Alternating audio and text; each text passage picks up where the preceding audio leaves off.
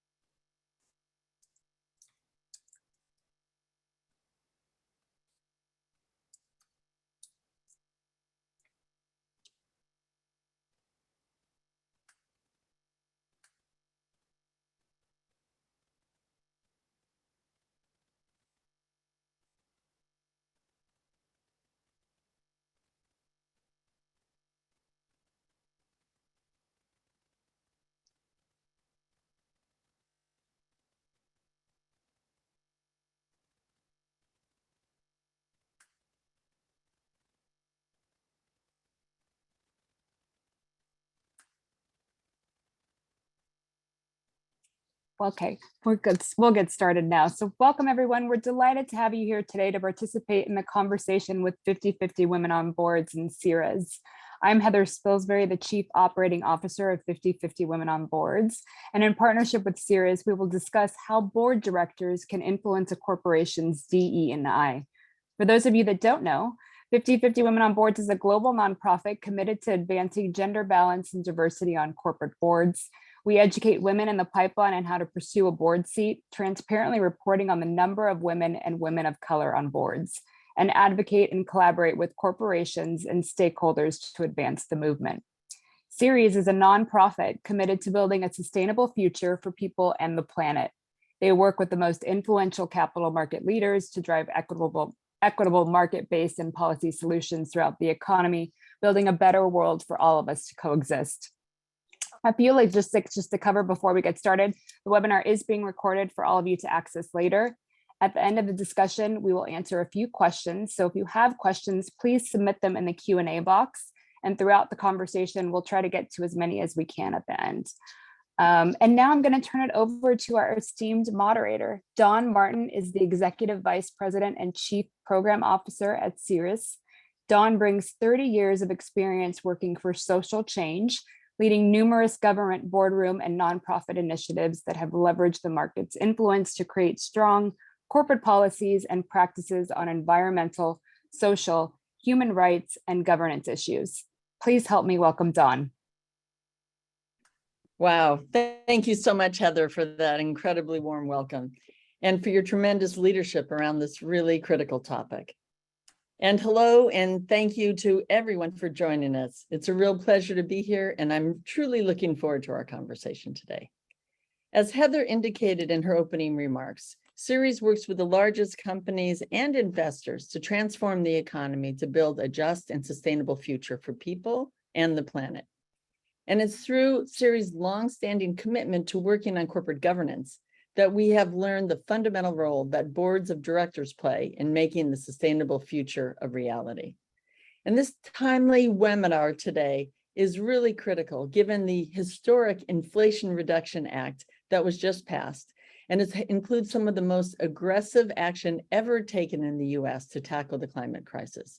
It will lower the cost of clean energy and lift up American workers by creating good-paying union jobs across the country. This bill that President Biden signed into law will catapult the creation of new opportunities for a green energy future and a more sustainable and equitable world.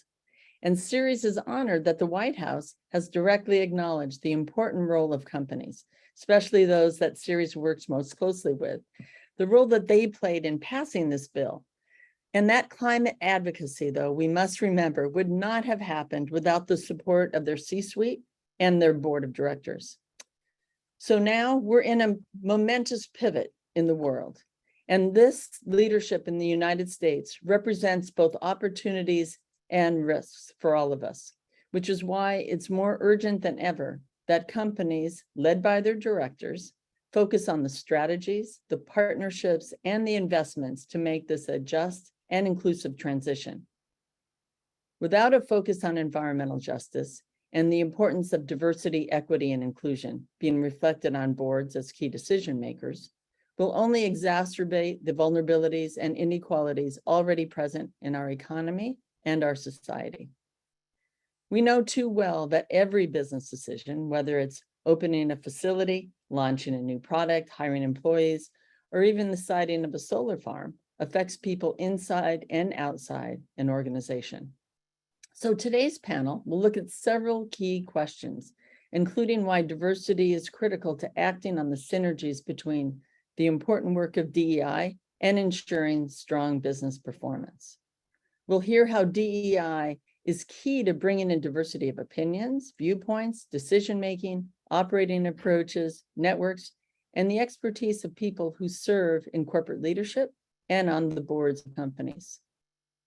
This in turn can promote non-traditional avenues for decision-making and action on justice, inclusivity, and equity. Board diversity is truly critical to elevating these issues, and it's how that diversity of opinions, viewpoints, and lived experiences can help companies strategically navigate and thrive in the accelerated transition to a more equitable, just, and sustainable economy. So, before we get started, I want to just briefly mention that for those of you who want a deeper primer on environmental, social, and governance issues, we have an online course called ESG, Navigating the Board's Role. This course is co-run by Ceres and UC Berkeley School of Law, and it's an excellent introduction for board directors or those who support board directors in the field of ESG. So as we begin, I just want to remind you all to please submit your questions in the Q&A box, and we'll try to get to as many of those as we can. And now, without any further ado, it's my great pleasure to introduce our panel. First off, we have Esther Aguilera, who is president and CEO of the Latino Corporate Directors Association, where she influences some of the most powerful companies by bringing together accomplished executives at the pinnacle of corporate leadership to advance diversity in the boardroom. She's a governance, DEI, and the E and G of the ESG expert. Esther serves on the advisory council of the NACD Center for Inclusive Governance, the board of directors for the 30% Coalition, and acts as an advisor to 50/50 Women on Boards and the Latinx Executive Alliance. And finally, she's the executive producer of the LCDA Board Leaders Convening. Next up, we have Tahuja Denny, who is the president and CEO of the Geraldine R. Dodge Foundation, where alongside her team, she's actually leading the foundation's transformation into an anti-racist organization dedicated to realizing a just and equitable New Jersey. She also sits on the boards of Climate Real Impact Solutions and Granite Point Mortgage Trust, where she chairs the Nomination and Governance Committee. And then finally, we have my colleague Amit Bondo, who is the chief economist and senior advisor for just and inclusive economics here at Ceres. He spent over 3 decades conducting economic analyses and business case assessments while leading global initiatives on clean energy and climate change, green finance, water security, forestry, natural resource, and land use management for both corporations, governments, or all three, and international organizations. So as we begin, I wanted to invite each of our panelists to give a short opening, maybe just a couple minutes, about some of the context in the landscape of DEI or JIE from your perspective. And perhaps you can touch on a couple of the priorities or the context for this discussion that you will bring to all of us today. So how about you, Esther? Would you be willing to give us a start in the conversation? And maybe even touch a little bit about, I'm sure you will, but why diversity is really important for boards, where you've seen that really make a difference, and whether or not you see this as a risk for those companies who don't do this, and maybe expand on that just a little bit for us. Thank you, Dawn. It's a pleasure to be here with Ceres and with 50/50 Women on Boards. You mentioned something at the beginning, and that was the momentous pivot. Just in terms of putting this in context, it's been the institutional investors who are the shareholders of the company that led the charge in making the business case from an investor perspective, and in terms of their shareholder value. That has been the biggest shift. Their engagement in the proxy voting, with also the ISS and Glass Lewis, as well as filing shareholder resolutions when they're not seeing some of these important topics that relate to the bottom line being addressed. But in setting this context, Don, in today's, the moment that we're living in today, it's important to remember that, this is about the business case. Of course, inclusion is also part of the S in society of ESG, but at the bottom line, from a governance perspective, it is about business performance. And, there's something being discussed called stakeholder capitalism. And, this is when organizations, they work to create value, they work to boost business and distinguish the company by engaging various stakeholders that are important to the bottom line, to the business. And this is also about material advantage for the company and with competitors. So companies that are not engaging with stakeholders in DE&I are really at a disadvantage compared to peers. And just to emphasize this point, what's interesting is that stakeholder capitalism is not new. In fact, I was reading an article that was listed on NACD that basically said, look, this is not a novel concept, that corporations were largely guided by stakeholder philosophy until the 1970s. So this is not new, and this really is about the bottom line. And, Don, even though we know the statistics, again, they bear repeating, because more than ever today, walking in, we have a lot of great opportunities. Actually, I'm not ready for that slide. I'm just going to give some statistics on again, McKinsey and McKinsey's findings, because, this is the foundation we're setting for why we're having the conversation today and why it's so important. Again, McKinsey, they're telling us to seize the moment. And there's a strong business case where, those companies with greater gender diversity outperform by 25% their counterparts. Likewise, for race and ethnic diversity, companies in the top quartile percentage outperform by 36% compared to peers with lesser representation. So as we get this conversation started, let's make no mistake, it is about the business case. Thank you, Don. Absolutely, Heather. And thank you so much for acknowledging the role that investors play in helping companies really understand that connectivity with the business case and their performance. And it's interesting because for Ceres, when we talk about sustainability, we talk about from all perspectives, the E, the S, and the G, because it is in fact about building a sustainable future, and you have to bring all of these component parts together. So I look forward to continuing that conversation, and I'm sure our colleagues, Tanuja and Amit, will want to react to some of your thoughts too. But let's turn it next over to Tanuja. And maybe as you speak through your priorities in the context for the conversation today, would you be willing to look a bit about I should say, the conversation that you're having at the Dodge Foundation to build it as an anti-racist organization, and what some of the challenges or the hurdles have been, because it's a huge undertaking, particularly in the United States, where we have so many white-led organizations, and I think many of us, I know we at Ceres are trying to do the same thing, and we welcome an opportunity to learn from your experience. Sure, thank you. And thank you everyone for this opportunity. I was particularly excited about this conversation today because of, honestly, the intersectionality, or I would say, honestly, the interdependence of DEI, JEDI, JEI, whatever we want to call it, and ESG. You can't have one without the other.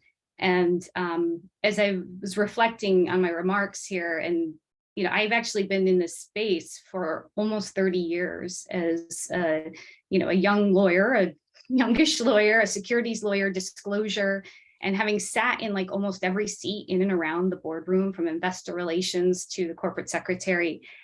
And over this period of time, we've been having this conversation around DEI, but with the movement's been slow. It continues to be glacially slow around bringing diverse perspectives into the boardroom. The job description has changed. We've seen that even just in like the last 10 years, the accountability, the responsibility, the time it takes, even the profiles of the board members, the traditional kind of, your audit committee financial expert, it's not the be all and the end all to get a board seat anymore. We need to like really have different types of conversations in the boardroom. And the dialogue has changed. The dialogue and the conversations in the boardroom. I've served on 4 corporate boards, NomGov chair, and even the conversations where we focus so much on the fiduciary duties of boards have changed, which is compliance and oversight. We need space and time for actual true strategic and generative conversations about the future and true long-term value creation. And Esther, to your point, value creation for whom? When we think about stakeholder capitalism. My career journey has been very interesting. I've moved from being a lawyer, a corporate director. I'm still a corporate director, head of human resources. And now I head up a foundation based in New Jersey, where we are really interrogating all of our work internally and externally. We're on a journey to become an anti-racist organization, and that means really practicing every day and really being mindful and action-oriented towards all of our policies and procedures. And that's internally, and in terms of externally, considering this is a philanthropy that sits on a sizable financial endowment, really thinking through our own investments, moving beyond negative screens to ESG focused funds, to positive screens, to straight up impact investing. So even in the philanthropic space, the ESG and the DEI matters absolutely are integrated. So again, I'm really excited to be here. I think we're going to be talking about the intersectionalities of this conversation, and I'll turn it back to you, Dawn. That's wonderful. Thank you, Tunisia. That was extremely insightful, and I appreciate the journey that you've had. And I'm sure we'll learn from some of the other offices where you've sat in that I think within companies are all trying to struggle with how they can integrate these issues. So let me just turn quickly now to Amit, because you, Tunisia, the issue about internal focus and external focus issues and how we approach the world and society as we're going through this transformation. And in Ceres, we actually have looked at it in the same way, and we have sort of looked at DEI as the more internally focusing sort of initiative about how we're going to transform ourselves to be able to ensure that our work is focused on justice, inclusivity, and equity. But you've been right at the forefront of it, Amit, in trying to build this new program within Ceres. I wonder if you could speak a little bit to that and the intersections that you see between JIE, as we call it, and DEI. And you might want to come off mute if you can.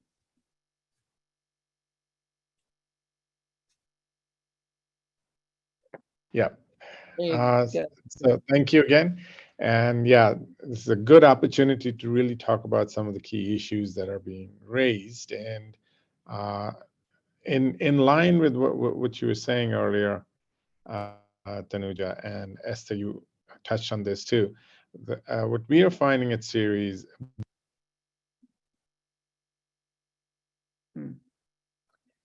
Amit, I think we're having some technical difficulties with, can you hear me? Amit?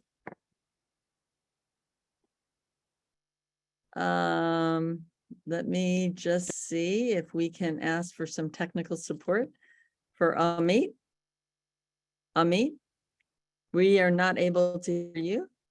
So we're going to ask you to pause for a second.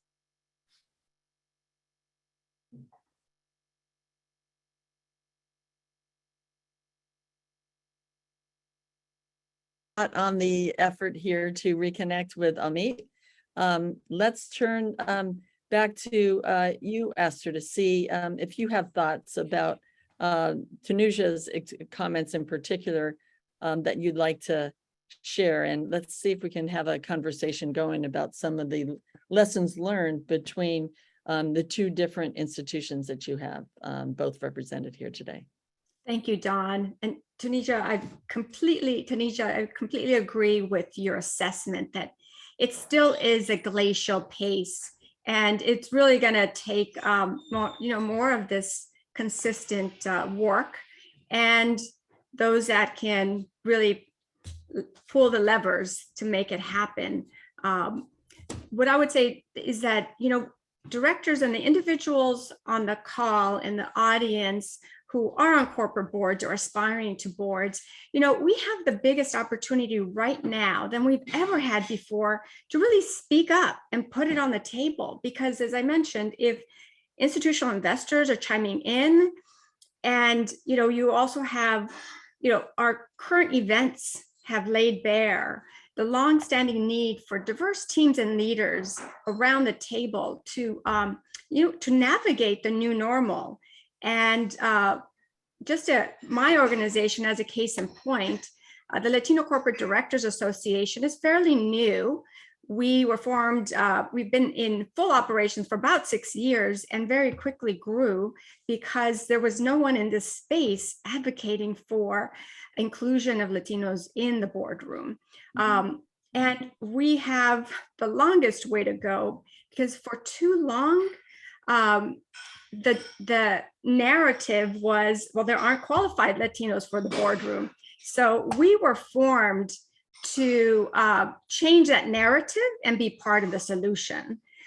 We were formed by Latino corporate directors to do that. I want to, if we can go to that slide that we were showing earlier, just to show the huge gap that we have for Latinos and particularly Latinas. Latinos overall are the least represented compared to any other race or ethnicity, the largest groups, compared to the size of the population and the talent pool. Overall, this is on the Russell 3000 and Fortune 500. But on the Fortune 500, Latinos are less than 3%. And Latinas are only 1% when, we're 18% of all women and certainly 18% of the population. So when I study these numbers, and just a case in point, among the Russell 3000 companies, there's still about 85% of those board seats that are held by whites. And that just shows you that we have a long way to go. So I agree with Tanuja, it's going at a glacial pace. But, I think there's been some movement in the last few years, and we need to just continue to keep that momentum. That's great. Thank you for these statistics. And I think we're going to be able to present. So I know the slide went up and we took it off pretty quickly, but I think we will be able to share your data as well as some additional resources that we've worked on together with this group for those of you who are listening in and don't want to have to take notes on those really important data points. And now it looks like we have Amit back with us. Thank you, Amit. Sorry for the technical glitch. And we'll turn it over to you. Yeah, sorry again. I don't know what happened, but I got kicked out and back in again. But yeah, I think as I listen to what you're saying, it's very interesting, and that's kind of exactly what we're finding, that the pace of change is slow, and yet it's critical to ensure that there is a very deliberate attempt at creating that diversity that's needed, because unless we have diversity at the board level, at the decision-making level, within an entity, we're not going to get the kinds of changes we are seeing.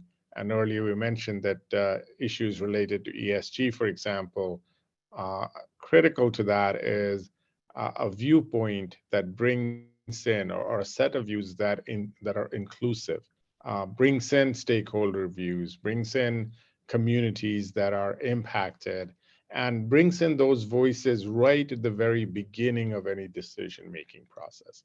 I think traditionally, we've had situations where corporate actions overall, often unintendedly, you've had disproportionate impacts, negative impacts on certain communities.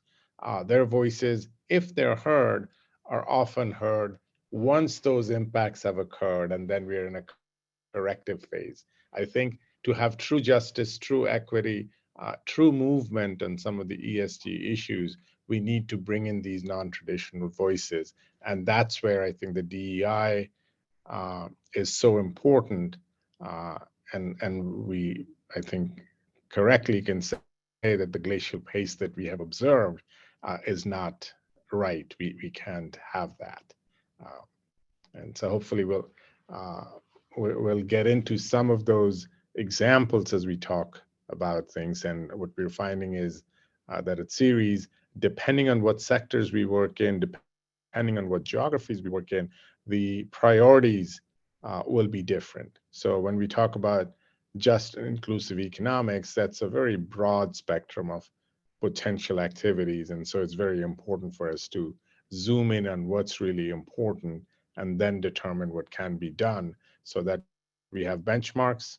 We also have, as was said earlier, goals that can be measured. And so in that sense, we can really look at accountability as being something that we can strive towards. Great, thank you, Amit, and welcome back. I just wanted to comment on Esther and Amit's comment on power. I think one of the things that gets lost a little bit is how much power, if you are sitting on a board, how much power you do have. We do, I have to kind of remind myself how much power I have sitting in that seat, and the power to actually open the door for other folks to sit at the table. But I think oftentimes, once we get diverse directors into the table, I think that really one of the key things really is the inclusivity.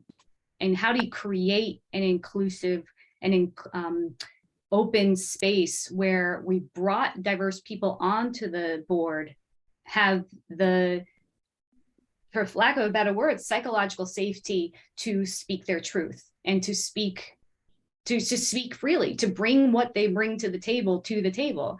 And I'll just share that, being one of a group, many of us have been the one and only. It's very challenging. So I do have to remind myself, though, as a board member, we have power and we have tools. We have performance management tools to move people in and out of boardrooms. We have tools in non-gov roles for succession planning. We have the tools at our discretion to be able to use. And I'll just throw something out there as something that I have used as a tool for myself to create an inclusive space where I know that I can speak freely. And that is a culture retreat, where we just, right out of the gate, we talk about our rules of engagement, how we're going to communicate, when we're going to communicate, and how decisions will be made. And it sounds really simple, but to actually get a group of people to actually have a conversation with shared agreements, it's so very critical, so that the decisions aren't being made somewhere where I'm not, for example, which happens a lot. So I just wanted to throw that out there. Tanisha, that's fantastic, because I was thinking the same thing. I mean, when you look at the data and the statistics, obviously we're starting to make some changes here in the realization that diversity is important, as you know, we're starting to see through the investor pressure, as Esther mentioned early on, and we're starting to see the financial benefits from that, as well as just the shared learnings, obviously for best business practices. But I wonder, how do we avoid a early win when one or two members of the board start to shift and things align? Because while it's really fantastic that you can say you feel the power, and you have to remind yourself that you reclaim that and own it and you have an important voice, how do we ensure that we continue to build this diversity and don't, you know, say, okay, the job is done, we brought on, you know, just a 1 or 2% of the entire board?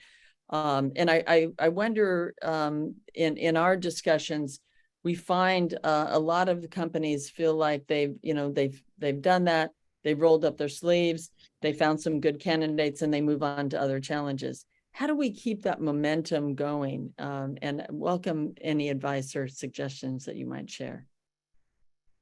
Esther, I see you're about to jump in. Yeah, go ahead, Esther. Well, I'm happy to jump in. You know, I think, look, companies should take a look at their customer and employee base and better reflect that, because at the end of the day, you know, if you don't have folks around the table that reflect your customers and employees, you're not working with a full team. You're going to the field and playing with 50% of your players when other companies are coming in with 100%. And so that skill set and minds are needed. And you know, I was saying earlier is that today, you know, for those on the call, you have an opportunity to speak up and use that power that Tunisia was talking about, because you know, you can point to, hey, our investors are asking about this. You can point to, hey, our competitors are doing this or that. And that's the role of the board, right? Is to raise the right questions along the way.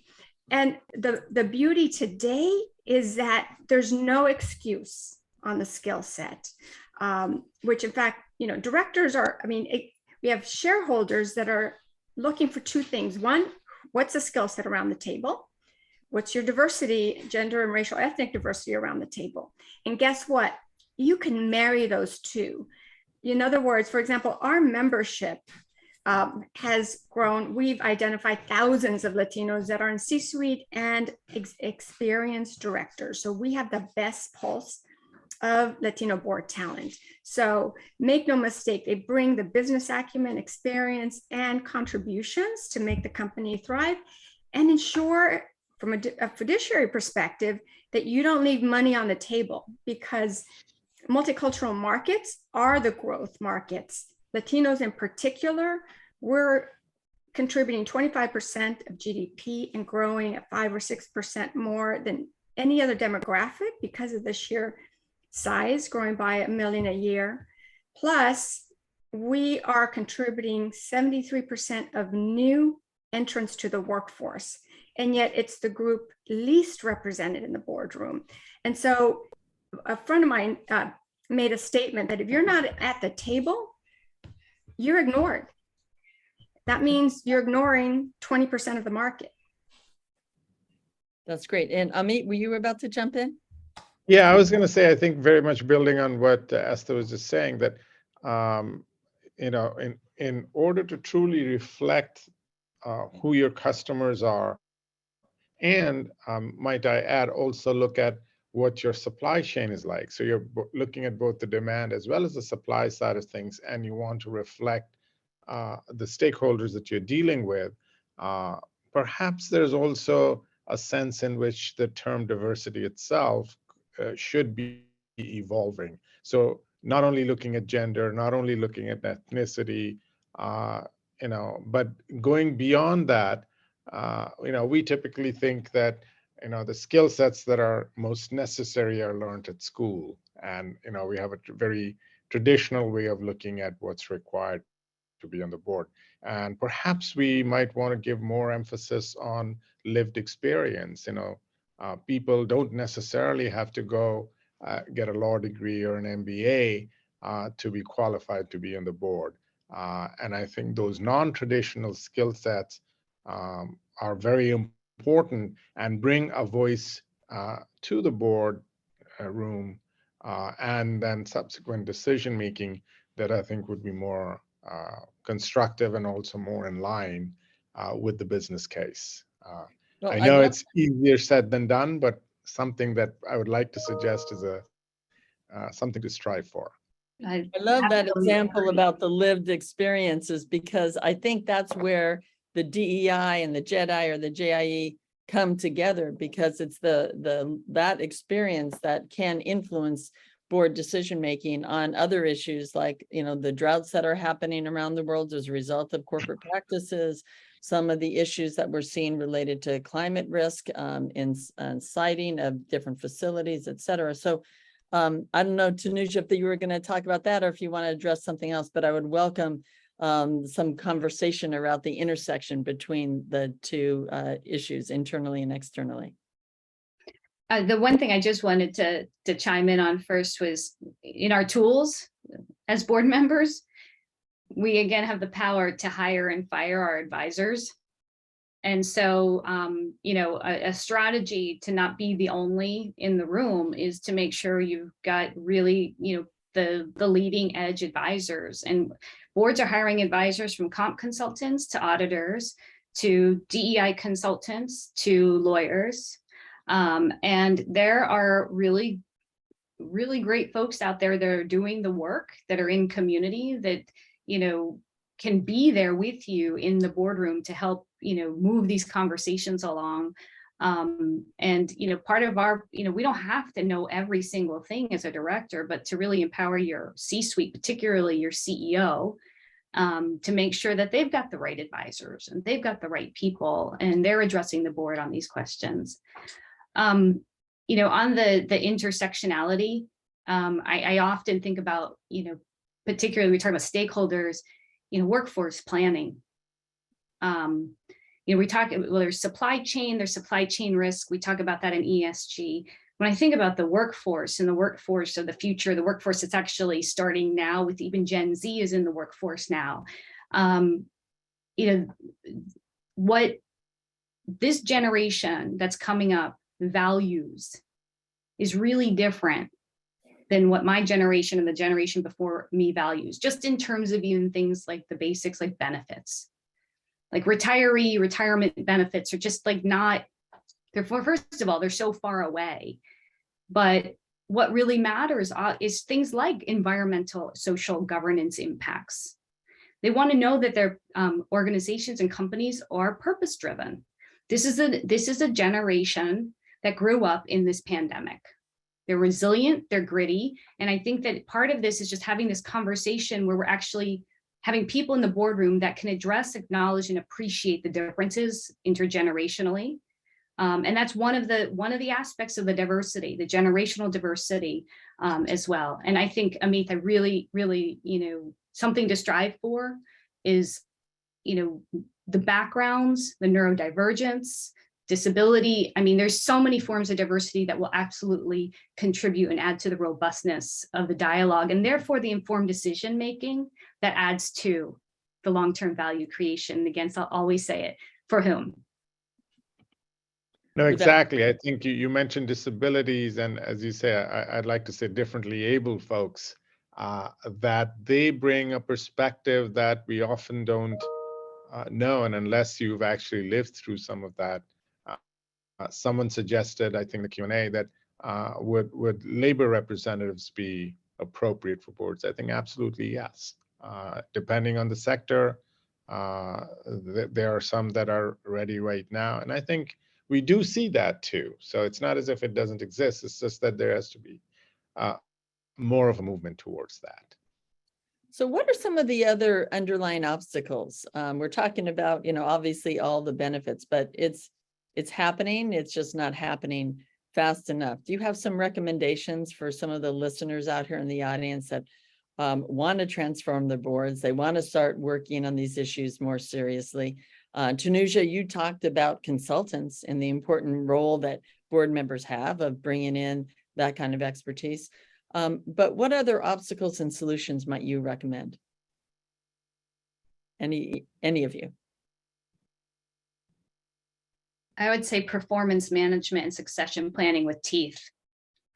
Some term limiting mechanisms on boards. I think, the seat numbers generally remain the same. And so it's a zero-sum game now. We're waiting for people to retire or come off the board, which is so slow because these have become tenure track positions for life. And so I think some teeth around peer evaluations and actually moving people off the board. Dare I say it, term limits, retirement ages. I mean, I just think that there's got to be some turnover.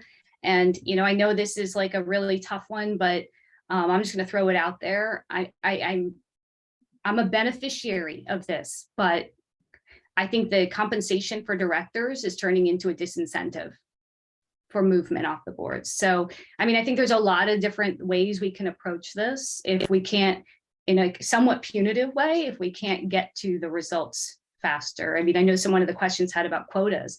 I don't really love quotas. I have talent I bring to the table. I have value that I bring to the table. But if that's a mechanism to really start to change the boardroom, then maybe that's one of the ways.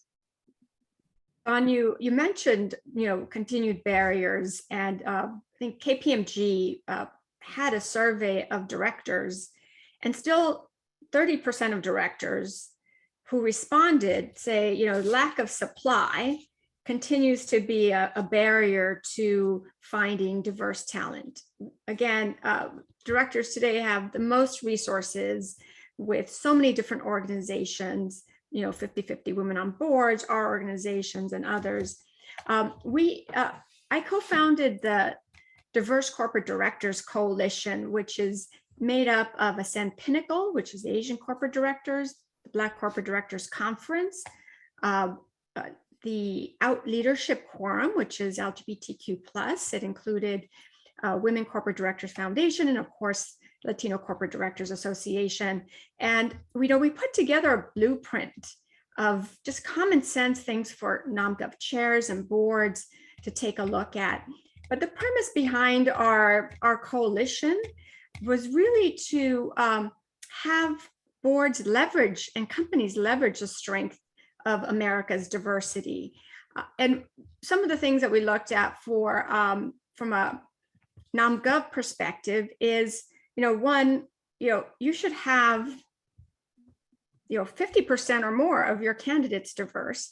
Make sure you're getting the diversity from the different groups, because you don't know if you're getting the best talent unless you've got some diversity within it, because you can be missing out on some great candidates there. I had a conversation recently, and someone said, well, we were giving these candidates, and we ended up picking this guy because he was the best candidate of the bunch. And so my question was, well, how do you know that you were given a bunch, of that group that were put in front of you, if it really, didn't have the diversity within it? How do you know that you are really getting the best of the best? She's like, well, we picked the best of the best from the small group that you got. Ask the search firms, how much diversity did you start out with? There's no reason with the talent that there is today, there's really no reason. So and then some of the goals is, we do want disclosure. Hopefully SEC will do something there, but the more that, and investors want disclosure as well, because transparency and, a common sense way to just self-identify really helps to shine a light, because right now we have to look at pictures and bios and backgrounds to try and decipher that information. So the more transparency and clarity, it makes business sense. And it's just a smart way to proceed. And again, when you're putting your data out, disaggregate it. Don't put all people of color or diversity together, break it out, because the market, there's different markets, and you want to reflect that. If you're bunching everything together, it doesn't really give you a good sense as to whether you're working with a full team and whether you're reflecting your customer base. Excellent. Thank you, Esther. Very valid points here. We're getting a couple questions coming in from the audience that I want to turn to now, if I could. A couple of them have been focused on that intersection between DEI and ESG, and in particular, there's several comments about climate risk and the understanding that climate change and the climate crisis really affects underserved and marginalized communities. And I was hoping that some of you might be willing to comment on how you see diversity on the board, being able to have a company maneuver more efficiently and effectively through the raging climate crisis that we're facing today. Yeah, maybe I'll take a crack at that. And I think it goes along very well with what we we're just talking about, that because the climate crisis and the impacts of climate change and various impacts through, whether it's land issues, air quality issues, water issues, almost all of them disproportionately affect communities of color, the BIPOC community in general. And to the extent that we bring diversity into the decision-making process by having, diverse boards, I think we are better able to understand what the issues are, understand the intensity of these issues, and also understand what potential solutions could be, recognizing the fact that any given solution is going to be received differently by different communities because of their experiences. And I think that is a key factor. It goes right back to, I think, what Esther mentioned early on, that for boards to be able to reflect who their customers are, who their suppliers are, you're not going to do that unless you actually have people bringing in the viewpoints and ideas that are in line with what those peoples and communities are about. And so this is where I strongly believe that often what ends up happening, we focus on certain parameters and certain metrics of diversity, which is typically ethnicity or color and so forth. But I think, or even income. But I think a lot of the times it's a combination of things that we have to look at. And it is very important, for example, for the traditional board members, let's say, to also understand and learn what the new members that are more diverse, where they're coming from, what they're saying, perhaps their way of expressing and discussing ideas is different. So that very process often needs to be changed, because otherwise we're still going to have a very adversarial kind of a situation where they said, oh, this group thinks a certain way and we think another way, and each side thinks theirs is better. So I think that process itself is, again, has to be deliberate. We have to recognize that each group, each person even has a different way of conducting business, and a board has to work together.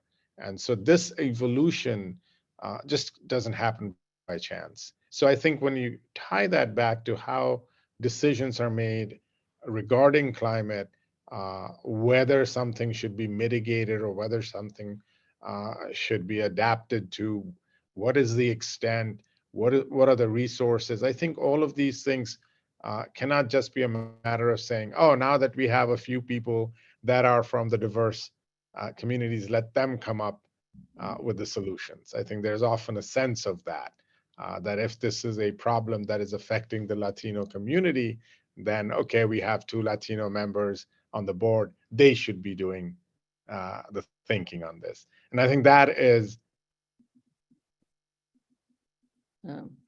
It looks like we've lost Amit's volume yet again. I'll just add an important part, I think, to the conversation that Amit was moving into, which is that, it is the lived experiences that should influence the board decision-making from an ethical and a moral perspective.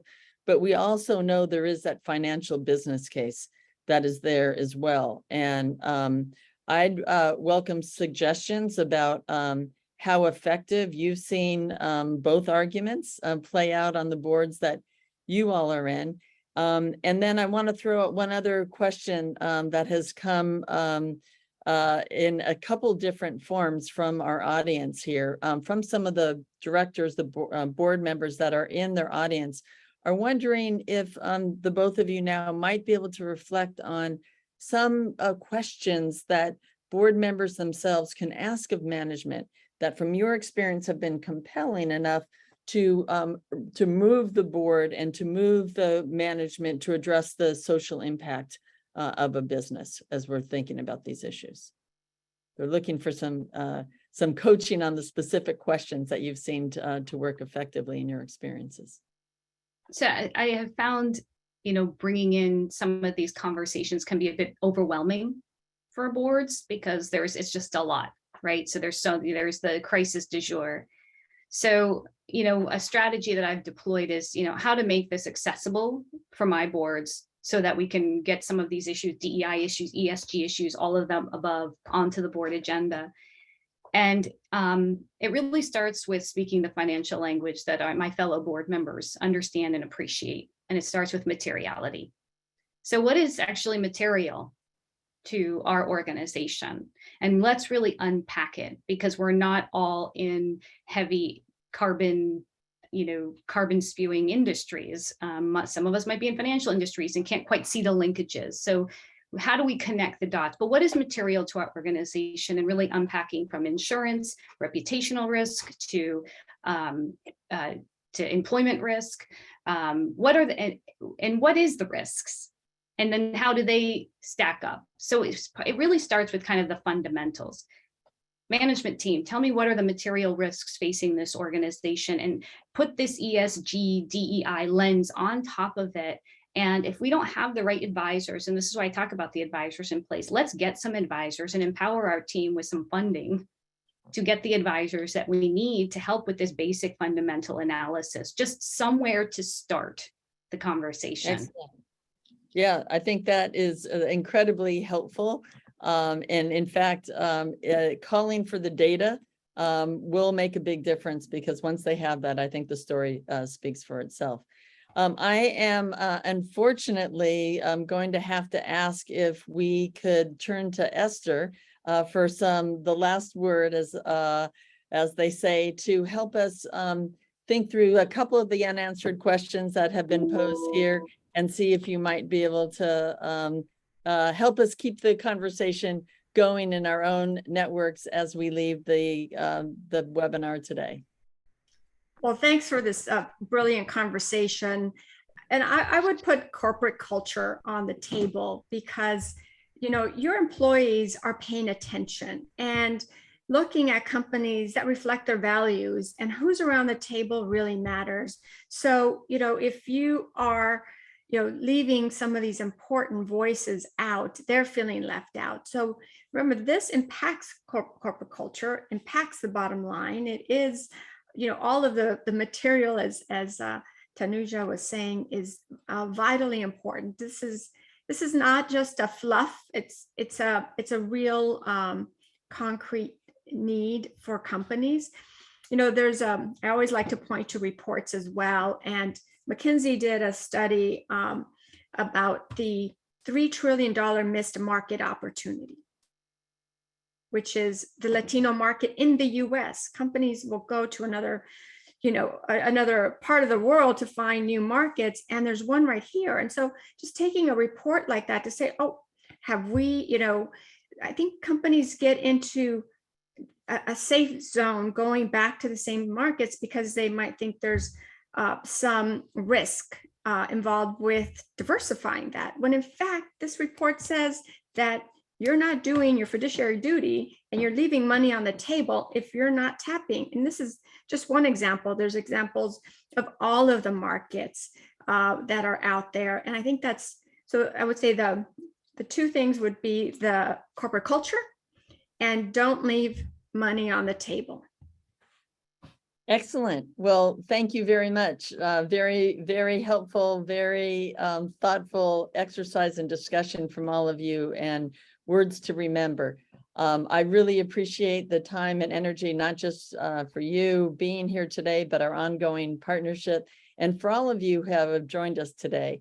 It is one of the reasons why Ceres is successful as it has been, because we've been involved with great partners like you in helping to promote this pioneering work that you're really continuing to do. No matter how long you've been at it, it does feel like sometimes we're still pioneers here in this role in looking at diversity and board governance. Corporate boards, we know, play a critical role also in holding management accountable for integrating these issues around sustainability and all of the operations and strategic planning of companies. So we encourage you all to heed the words of our panelists today and help us all build the sustainable future.